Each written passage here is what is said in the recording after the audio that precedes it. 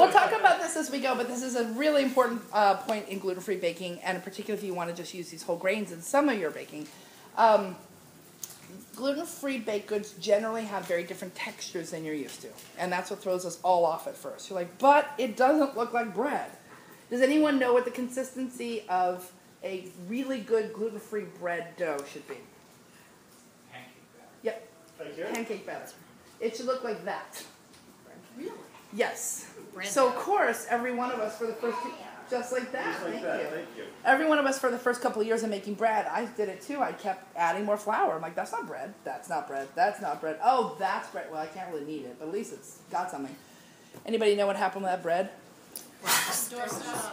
Ow. You Just- made stones. Right, stones, dense, awful bricks that are like sawdusty.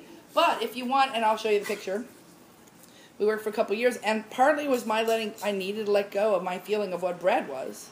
Oh, here's biscuits and sausage gravy. So see, that can happen gluten-free. That's not a problem. There's some whole milk grain in there somewhere. Is this sandwich bread, and it actually is the easiest one I've ever made. What happens is you have to just mix everything up almost like cake batter. You pour it into the pan, you let it rise, and just when it's about 3/4 up, you stick it in the oven. And because it uses a little psyllium husk, which I think is one of the secrets for breads. It's not a whole grain, but it's certainly a whole husk, so we'll just call it part of the whole grain. Psyllium husk, does anyone know what this stuff is? Metamucil, exactly. This is what they make Metamucil out of. And if you've ever, unfortunately, had to take Metamucil, you'll know that on the side it says, be sure to drink with plenty of water so you don't choke. I'm going to do my trick here if I can find a glass. How many of you have worked with psyllium husk? Have you worked with it, Alice? Ooh, I'm going to change your beacon here. It's fun. It's really fun. Okay, so here is psyllium husk, a little bit of it here. I'm going to put it in water. And you'll see it's already kind of thick and viscous. I mean, it looks like Metamucil, right? We're just going to let this sit over here for 10 minutes. And I'll show you what, come back to psyllium in a minute. Oh my gosh, yeah.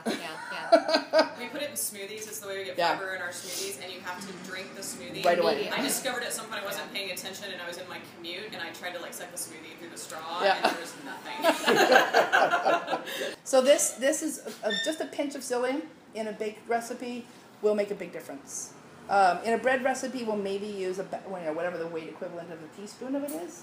For cookies, I'll just throw in a pinch. I mean, that's all you need. If you need it. It depends on if you want a cookie with a lot of structure. You don't want it to be nice and soft. But you want it to have the crisp edges, I'll toss in a little psyllium. Or I'll make sure that I have a good whole grain in there.